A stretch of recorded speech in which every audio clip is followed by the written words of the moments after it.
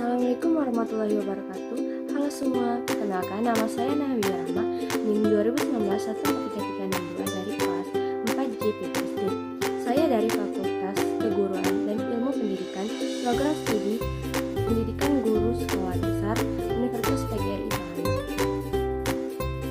Baiklah, pada kesempatan kali ini saya akan membuat video tentang materi konstitusi negara untuk memenuhi mata kuliah pendalaman pendidikan PKNSD dengan dosen pembimbing Ibu Niki Aryaningrum, MPD. Konstitusi negara. 1. Pengertian dan konsep dasar konstitusi. Istilah dalam bahasa Inggris Constitution atau dalam bahasa Belanda Konstitusi secara harafiah sering diterjemahkan dalam bahasa Indonesia Undang-Undang Dasar.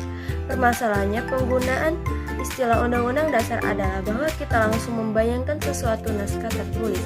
Padahal istilah Constitution bagi banyak sarjana ilmu politik merupakan sesuatu yang lebih luas, yaitu keseluruhan peraturan-peraturan baik yang tertulis maupun yang tidak tertulis yang mengatur secara mengikat cara-cara bagaimana suatu pemerintahan diselenggarakan dalam suatu masyarakat. Pengertian konstitusi dalam praktek ketatanegaraan umumnya dapat mempunyai dua arti. A. Lebih luas daripada Undang-Undang Dasar. B. Sama dengan pengertian Undang-Undang Dasar. Kata konstitusi dapat mempunyai arti lebih luas daripada pengertian Undang-Undang Dasar, karena pengertian Undang-Undang Dasar hanya meliputi naskah tertulis saja, dan di samping itu masih terdapat konstitusi yang tidak tertulis, yang tidak tercakup dalam Undang-Undang Dasar. Kalian dari setiap Undang-Undang Dasar memuat ketentuan-ketentuan mengenai soal-soal sebagai berikut. 1. Organisasi negara, misalnya pembagian kekuasaan antara badan legislatif, eksekutif, dan yudikatif. Dalam negara federal, pembagian kekuasaan antara pemerintah federal dengan pemerintah negara bagian prosedur penyelesaian masalah pelanggaran yurisdiksi oleh salah satu badan pemerintahan dan sebagainya.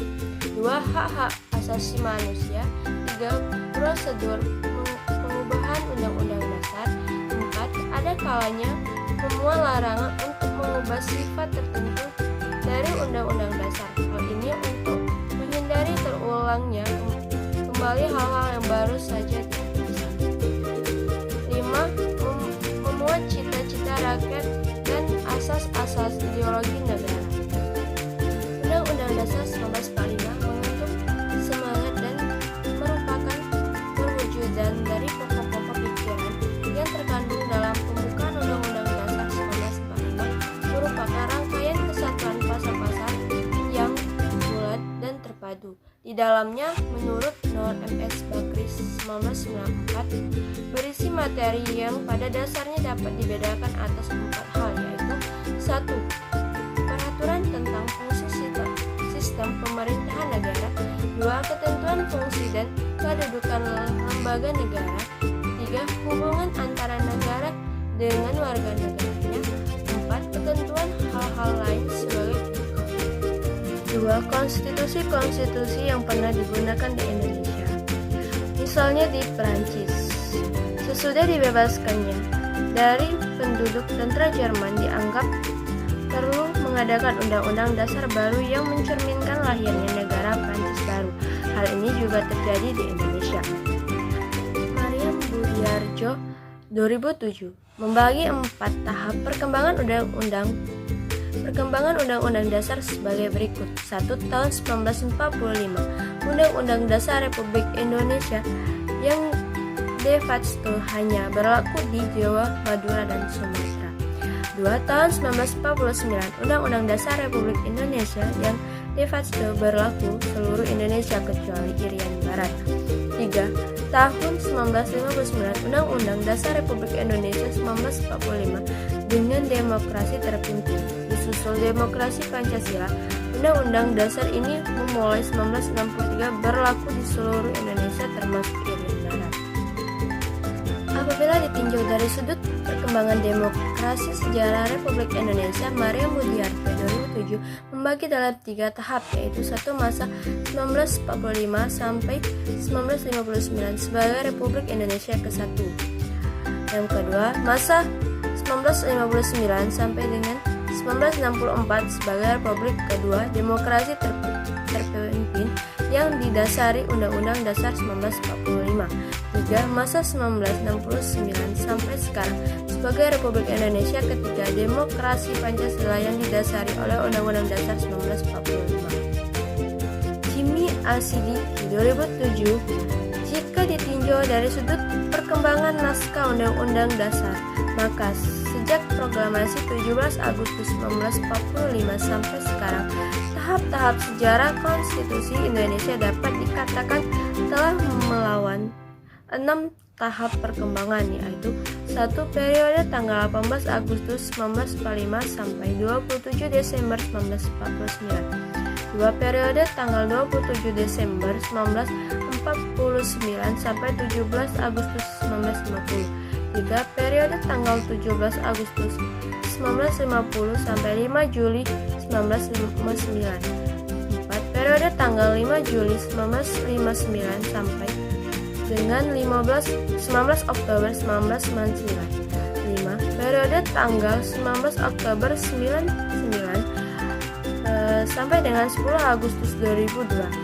6. Periode tanggal 10 Agustus 2002 sampai dengan sekarang. Bagaimana pelaksanaan ketatanegaraan berdasar Undang-Undang Dasar pada setiap periodisasinya dapat diuraikan sebagai berikut. 1. Republik pertama, Undang-Undang Dasar 1945, 18 Agustus 1945 sampai 27 Desember 1949. Undang-Undang Dasar Republik Indonesia yang pertama adalah Undang-Undang Dasar 1945 yang disahkan pada tanggal 18 Agustus 1945, berlaku secara nasional sampai dengan tanggal 27 Desember 1949. Naskah Undang-Undang Dasar pertama tersebut disahkan oleh Panitia Persiapan Kemerdekaan Indonesia (PPKI). Penyusunan naskah rancangan Undang-Undang Dasar 1945 dimulai dari pembentukan BPUPKI yang dilantik pada tanggal 28 Mei 1945. Pembentukan badan ini merupakan realisasi janji pemerintah mengadakan sidang-sidang yang dapat dikelompokkan menjadi 2 masa persidangan. Sidang pertama dimulai dari tanggal 29 Mei 1959 sampai 1 Juni 1945 dan masa persidangan kedua tanggal 10 Juli sampai 17 Juli 1945. Dari persidangan BPUPKI tersebut berhasil menyusun naskah komplit rancangan Undang-Undang Dasar meliputi A. Pernyataan Indonesia Merdeka, B. Pembukaan Undang-Undang Dasar, dan C. Undang-Undang Dasar terdiri atas pasal-pasal Nor MS Bakri 1994. 2. Republik Kedua Konstitusi RIS 27 Desember 1945 sampai 17 Agustus 1950. Dalam kondisi Indonesia yang baru saja menyatakan kemerdekaan, Belanda berkeinginan untuk berkuasa lagi di Indonesia melalui agresi 1 tahun 1947 dan agresi 2 tahun 1948. Karena perlawanan sengit bangsa Indonesia, Belanda gagal menguasai Indonesia. Tahun 1949 diadakan konferensi meja bundar KMB di Den Haag, Belanda. Salah satu hasil KMB yaitu mendirikan negara Republik Indonesia Serikat. Rancangan naskah Konstitusi Republik Indonesia Serikat juga diputuskan dalam KMB dan disepakati mulai berlaku pada tanggal 27 Desember 1949. 3. Republik Indonesia Ketiga UUDS 1950, 17 Agustus 1950 sampai 5 Juli 1959. Perubahan ketatanegaraan dari negara serikat menjadi negara kesatuan yang berdasar Undang-Undang Dasar sementara 1950 yang di dalamnya pembukaannya memuat dasar negara Pancasila. Akan tetapi pelaksanaan sistem pemerintahannya menggunakan sistem kabinet parlementer yang tidak cocok dengan jiwa Pancasila sehingga kabinetnya jatuh bangun yang rata-rata umur tiap-tiap kabinet kurang dari 1 tahun. 4. Republik Indonesia keempat, Undang-Undang Dasar 1945 Orde Lama 1959 sampai 1965. Ciri-ciri periode ini ialah dominasi yang sangat kuat dari presiden, terbatasnya peranan partai politik, berkembangnya pengaruh komunis, dan meluasnya peranan ABRI sebagai unsur sosial politik. 5. Republik kelima, Undang-Undang Dasar 1945 Orde Baru 1966 sampai 1998. Pergeseran kekuasaan dari Soekarno ke Soeharto menimbulkan perubahan orde dari Orde Lama ke Orde Baru.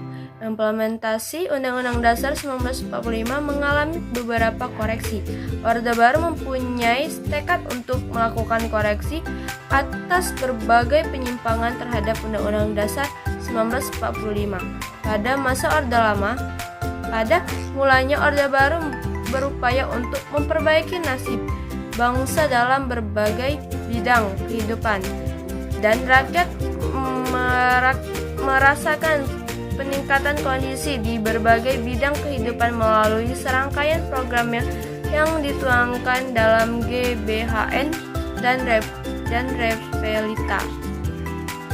6. Republik ke-6, Undang-Undang Dasar 1945 diamandemen 1998 sampai sekarang. Pengalaman sejarah pada masa lalu, baik masa Orde Lama maupun masa Orde Baru, bahwa penerapan terhadap pasal-pasal Undang-Undang Dasar 1945 yang memiliki sifat multi-interpretable atau dengan kata lain berwayu arti, sehingga mengakibatkan terjadinya sentralisasi kekuasaan di tangan presiden. Hal inilah yang melatar belakangi perlunya dilakukan amandemen terhadap Undang-Undang Dasar 1945. Amandemen merupakan keharusan karena hal ini akan mengantar bangsa Indonesia ke arah tahapan baru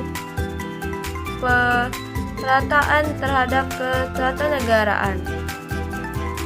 Kajian hasil amandemen Undang-Undang Dasar 1945. Meskipun tuntutan amandemen terhadap Undang-Undang Dasar 1945 semakin menguat, akan tetapi MPR sebagai lembaga yang memiliki kewenangan untuk melakukan amandemen terhadap Undang-Undang 1945 tidak gegabah dalam melaksanakannya demi menjaga keberlangsungan hidup negara kesatuan Republik Indonesia. Dalam melakukan amandemen, ada kesepakatan bersama anggota MPR yang dituangkan dalam kesepakatan dasar anggota panitia ad hoc Badan Pekerja MPR dalam menyusun rancangan naskah perubahan Undang-Undang Dasar 1945, yaitu bahwa 1. Tidak mengubah pembukaan Undang-Undang Dasar 1945. 2. Tetap mempertahankan negara kesatuan Republik Indonesia. 3. Mempertegas sistem pemerintahan presidensial. 4. Penjelasan Undang-Undang Dasar 1945 ditiadakan serta hal-hal normatif dalam penjelasan dimasukkan dalam pasal-pasal. 5. Perubahan dilakukan dengan cara Adendum Sekretariat Jenderal MPR RI 2003. Penutup, yaitu kesimpulan, sejarah konstitusi Indonesia dapat dikatakan telah melewati berbagai tahap perkembangan, tiap-tiap memunculkan model ketatanegaraan yang khas sampai karena trauma masa lalu, terutama akibat praktek politik Orde Baru yang menyalahgunakan konstitusi untuk tujuan kekuasaannya yang sentralistik dan otoriter, memunculkan ide untuk mengamandemenkan Undang-Undang Dasar 1945. Mengamandemenkan konstitusi Undang-Undang Dasar jelas bukan urusan sederhana, sebab Undang-Undang Dasar merupakan desain utama negara untuk mengatur berbagai hal fundamental dan strategis, dan dari soal struktur kekuasaan dan hubungan antara kekuasaan organ negara sampai hak asasi manusia. Sistem ketatanegaraan dalam undang-undang akan menentukan nasib bangsa dan negara. Proses amandemen Undang-Undang Dasar 1945 terjadi secara bertahap selama 4 kali, yaitu tahun 1999, tahun 2000, dan tahun 2001 dan tahun 2002. Ada berbagai kekurangan dalam 4 tahap amandemen tersebut yang mendapat sorotan tajam di antara para pengamat. Adanya kekurangan dalam amandemen Undang-Undang Dasar 1945 adalah merupakan hal yang manusiawi karena banyaknya materi yang diubah, dikurangi atau ditambah dengan amandemen pertama sampai keempat. Bertolak dari kekurangan inilah memunculkan ide perlunya dibentuk komisi konstitusi yang akan membantu melakukan koreksi dan mengatasi kekurangan-kekurangan itu untuk amandemen mendatang. Oke, baiklah, mungkin itu saja yang dapat saya sampaikan. Lebih dan kurang saya mohon maaf. Saya akhiri. Wassalamualaikum warahmatullahi wabarakatuh. Terima kasih.